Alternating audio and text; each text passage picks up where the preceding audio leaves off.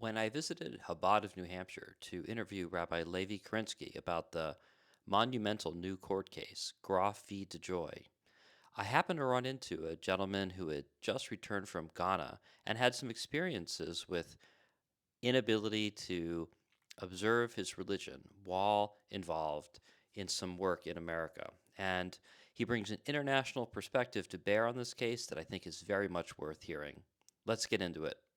Hi, I'm Professor Ortenberg, and I'm here to talk about the new case of Groff v. DeJoy. This is a really impactful case in America because previously many employers thought that they only had to give a religious accommodation to a worker if it only had a de minimis cost. And so many accommodations were denied. And that's what was happening in America. And I'm here with a friend, Mike Soloman, who is here from Ghana. And we're going to get an international perspective on what it's like to request accommodations and the relationships there. I don't know if you know much about the law of Ghana. Feel free to speak to that. But what we're really looking to learn is what was the culture? What was it like being a Jew in Ghana? Well, I can't really say much about the law, the legal aspects. What I can say, it is one of the most Jewish-friendly countries I've ever lived in, and I've lived all over the world. Um, never felt threatened, always feel very safe there, and I feel like I'm welcomed. There's a fairly large Israeli community in Ghana, and they basically have been invited to come to Ghana to develop the country. Their expertise is highly sought after. Do you think that they're working on Saturdays, or do you think that Ghana gives them the Sabbath rest? I think that if a person wants to rest on the Shabbat, that they can. There are, I know many Israelis there, and God forgive me for saying this, but they don't necessarily take off of work on Yeah, the Shabbat. that's right. Being Israeli or even being Jewish does not necessarily mean you're religious or observant. There's some overlap, but it's not 100%.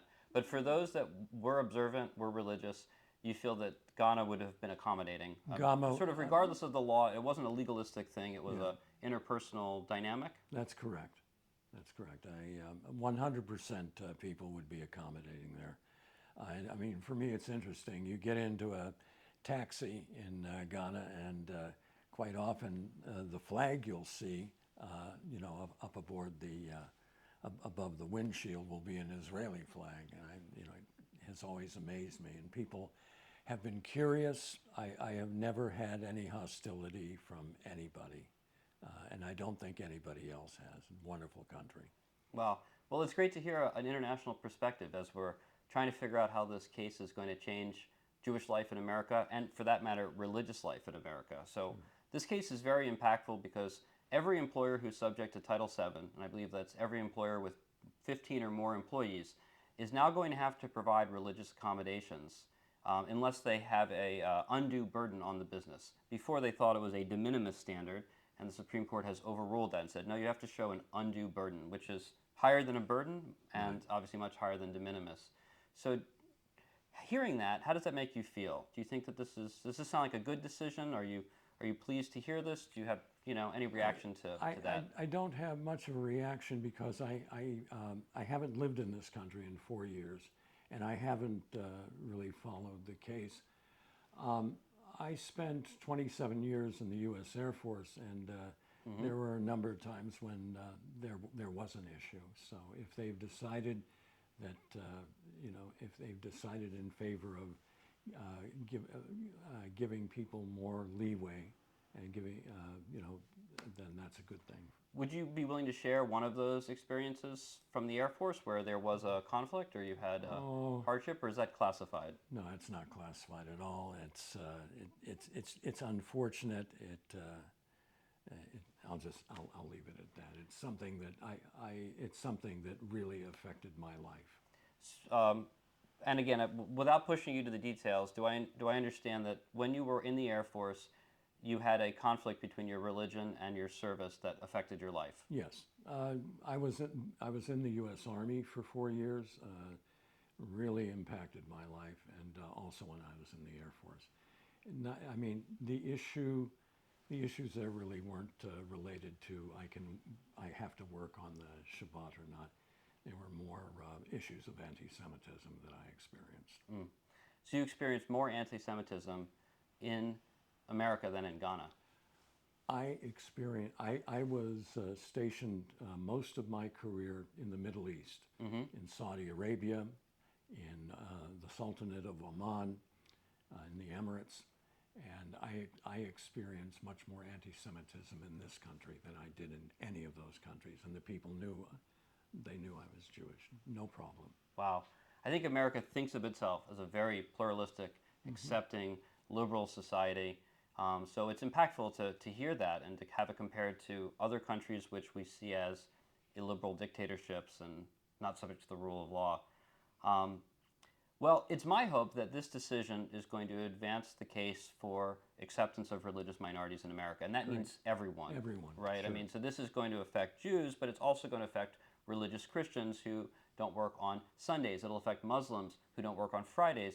The Sikh religion filed an amicus brief in this case. Basically, all the religions of America supported this decision, and it was a 9-0 decision, a Wow. unanimous decision at a time of deep political polarization in America. Yes. The fact that this was supported by the Muslims, the Jews, the Sikhs, and many other religious groups, the fact that it was a 9-0 decision, does that say anything to you about where America is going?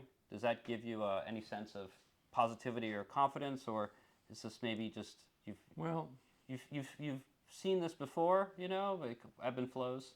yeah, there's the legal side of things, and then there is, like I said, personal issues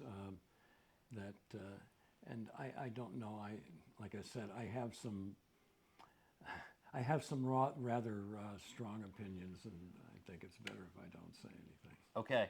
Well, we'll just take note that you do have strong opinions and you had experiences, and we're glad you could share some of them with us today for these purposes. That was Mike Soloman, Yes, I'm sorry. most recently from Ghana. Yes. And you've got the hat to prove it. Can we just, before we go, Sure. can we just see the beautiful I Ghana? love it. Yeah. Keeps the sun out of my face, and it's nice and colorful. And it's a beautiful way to show your appreciation for a country that obviously appreciated you. I really do love the country there. Wonderful. Absolutely. Thank you. Thank you. So glad you could take the Professor. time. Thank you. All right. Thank you. Thank you.